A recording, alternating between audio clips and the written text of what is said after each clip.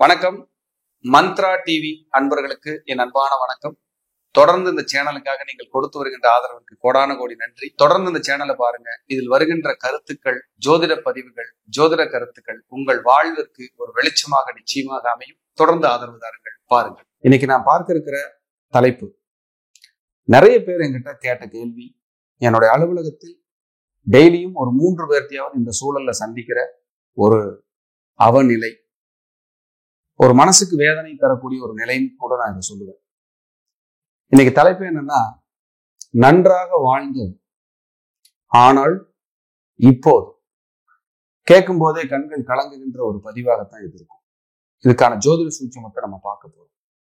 டெய்லியும் நான் பார்க்கிற ஜாதக ஆய்வுகள்ல என்னோட கிளைண்ட்ஸ் நிறைய வர்றாங்க. வெளியூர், வெளிநாடு, வெளிமாநிலங்கள் இங்க இருந்தெல்லாம் கேட்குறாங்க. உங்களுக்கு எல்லாம் ஆன்லைன் கன்சல்டிங் கொடுக்குறோம், நேரடியாகவும் பார்க்குறோம்.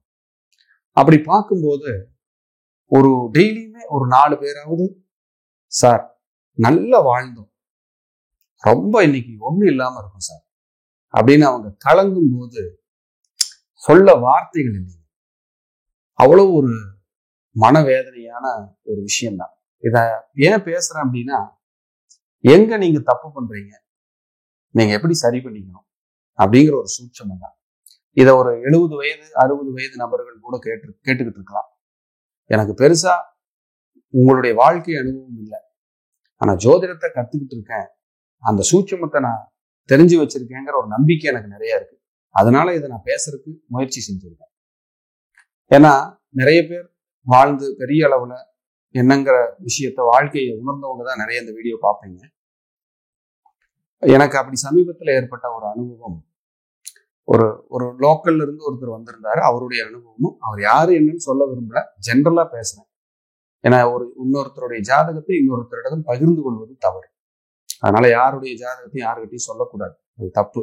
ஒரு ஜோதிடரா இருந்துட்டு அதை சொல்லுவது என்பது ஒரு சிறப்பில்லை.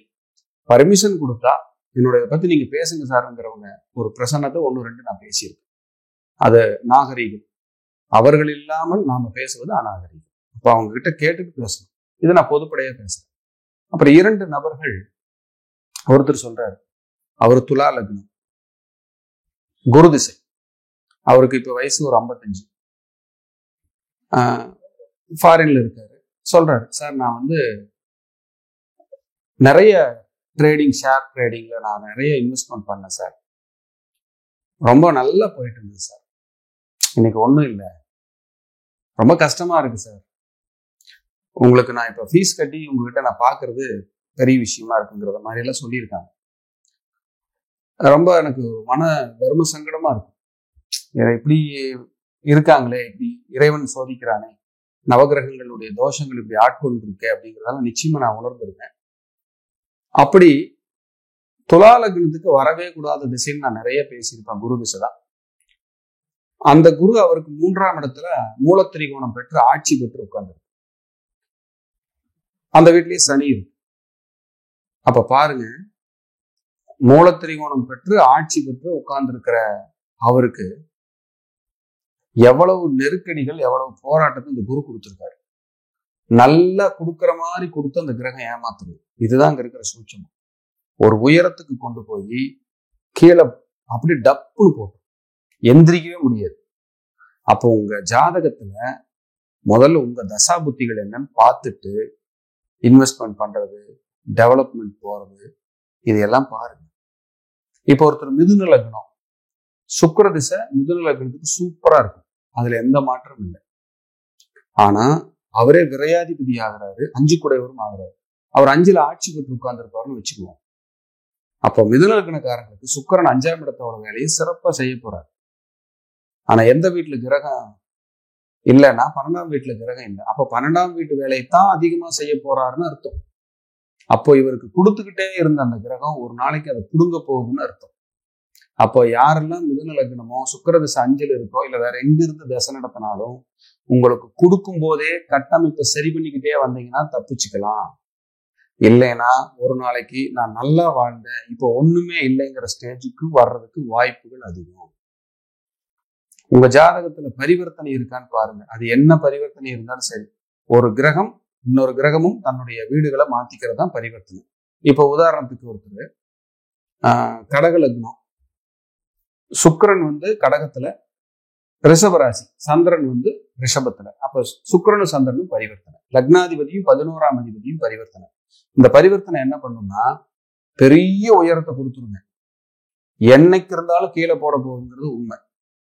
அப்ப பரிவர்த்தனைன்னு உங்க ஜாதகத்துல ஒரு கிரகம் இருந்துட்டாலே சொத்துக்கள் வரும்போது, பணம் வரும்போது காப்பாத்திக்கணும்னு சொல்லுவேன். அதே போல நான் நிறைய ஃபேக்டரி பெரிய லெவல்ல நடத்திட்டு இருந்தேன் சார். எனக்கு அப்படியே சுனாமி வந்த மாதிரி பிசினஸ் லாஸ் ஆக ஆரம்பிச்சு கொடுத்துட்டு இன்னைக்கு என்னோட வீடு முதற்கொண்டு விற்கிற நிலைமைக்கு என்னோட பிரச்சனைகள் இருக்கு. தோட்டம் இருக்கு, அந்த தோட்டத்தையும் நான் விற்கிற நிலைமையில பிரச்சனை இருக்கு. காரணம் பிளானட்டோட தொந்தரவு.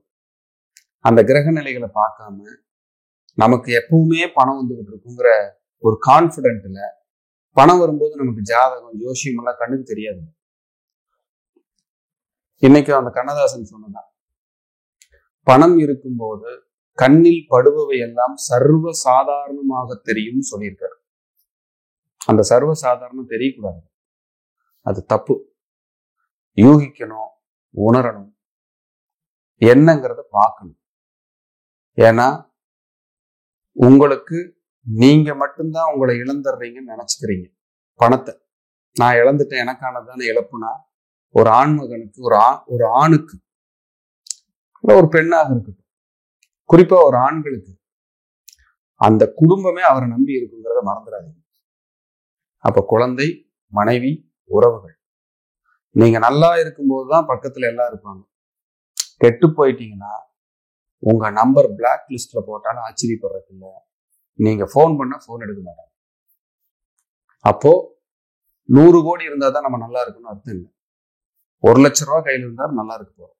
கடன் இல்லை, கொஞ்சம் கையிருப்பு இருக்கு, சாப்பிட்டுட்டு இருக்கோம், ஆரோக்கியமா இருக்கும், இறைபக்தி இருக்கு, எங்க டிராவல் அப்படியே போயிட்டு இருக்குன்னா நீங்க தான் கொடிசார். எதுக்காக சொல்லணும்னா நிறைய பேரு நல்ல நிலைமைக்கு வந்து கெட்டு போனவங்க ஏராளம். மறுபடியும் சொல்றேன், கெட்டு போனவங்க நல்லா வாழணும்.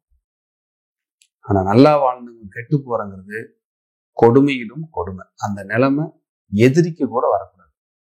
ஸோ என்னோட வாடிக்கையாளர்கள், என்னுடைய பார்வையாளர்கள், இந்த என்னோட சேனலை பார்த்துட்டு இருக்கிற நீங்க தயவு செய்து உங்களுடைய வளர்ச்சி அடுத்த லெவல் growth இருக்கா, ஏதாவது தொந்தரவு இருக்கான்னு செக் பண்ணிக்கணும்.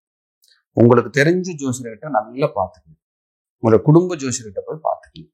ஒரு விஷயத்த செய்யறதுக்கு முன்னாடி போலாமா வேண்டாமா, அடுத்த நிலை நல்லா இருக்கா அப்படிங்கிற தயவு செய்து பார்த்துட்டு போங்க. நீங்கள் மீண்டும் நான் வாழ்ந்த தோத்துட்டேன்னு சொல்லாதீங்க. நல்லா பார்த்துக்குங்க. இதை சொல்ல கடமைப்பட்டிருக்கிற இந்த நேரத்துல, சேற்றில் வழுக்கி விழுந்தார் யாரும் பார்ப்பதற்கு முன்பு எழுந்து விட வேண்டும். ஆனால் வாழ்க்கையில் வழுக்கி விழுந்து விட்டால் எல்லோரும் பார்ப்பது போல் எழுந்து நிற்க வேண்டும். அதுதான் ஒரு மனிதனுக்கு அடையாளம். சோ யாராவது கீழே விழுந்திருந்தா கூட நீங்க எழுந்து ஜெயிச்சு வரணும்னு வேண்டிட்டு மீண்டும் ஒரு நல்ல பதிவில் சந்திக்கிறேன். நன்றி, வணக்கம், வாழ்க வளமுடன். தொடர்ந்து இந்த சேனலுக்காக நீங்கள் கொடுத்து வருகின்ற ஆதரவிற்கு கோடான கோடி நன்றி. தொடர்ந்து இந்த சேனலை பாருங்க. இதில் வருகின்ற கருத்துக்கள், ஜோதிட பதிவுகள், ஜோதிட கருத்துக்கள் உங்கள் வாழ்விற்கு ஒரு வெளிச்சமாக நிச்சயமாக அமையும். தொடர்ந்து ஆதரவு தாருங்கள், பாருங்கள்.